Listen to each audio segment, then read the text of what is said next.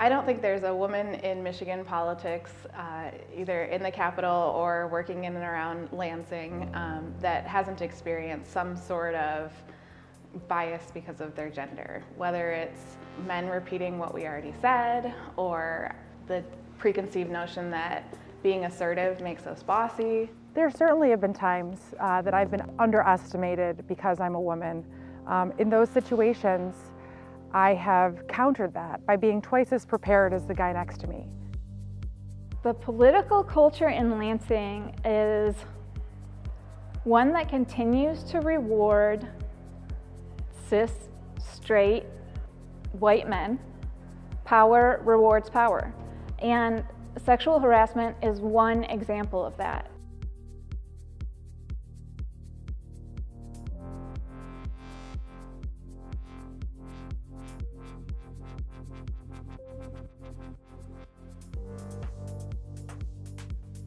As a woman in politics, there are definitely a lot of power dynamics that are at play that you have to take into consideration either consciously or subconsciously as you're doing your job. It's traditionally been a men's arena, and as more and more women get involved, I think we're starting to see that women are coming together and we're leading together. And you know, some of the behaviors that we've had to self-correct or adapt around are being called out as inappropriate or unacceptable. So many of our colleagues have known for years about the harm, about the harassment, about the violence against women and femmes in politics, and have either offered genuine empathy or feigned empathy, but have continued to reward those perpetrators with contracts, have shared projects with them, and have done nothing to stop the harm.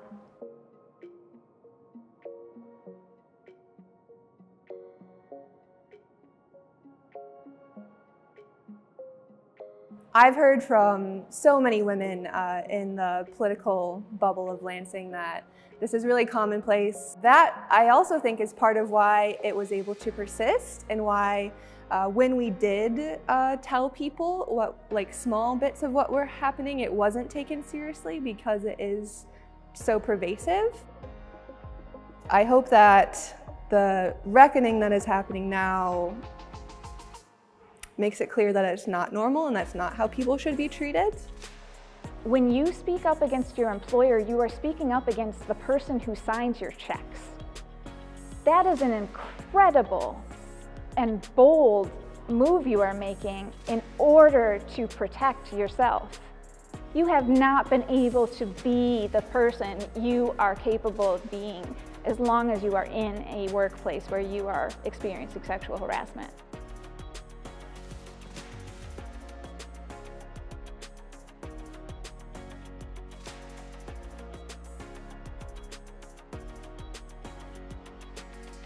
If we don't include women in the rooms where things are happening, then women across this nation will be vastly underrepresented.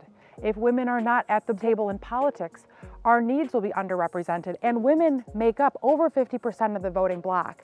I think it's critical in all 50 states, local, state, and federal, to be attracting women. Unfortunately, I don't think there are any easy solutions, especially with a problem that is cultural.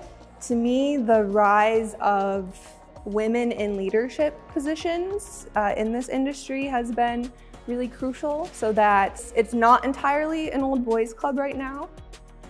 I am so proud of all of the women who have been coming together, who have been talking to each other, whether it's behind the scenes, in the press, one-on-one. That's really what it's going to take, is for us to share our stories. All of the people who have been affected by sexual violence, regardless of what position we're in, even if we haven't been allowed to advance, we're the backbones of this industry, this field.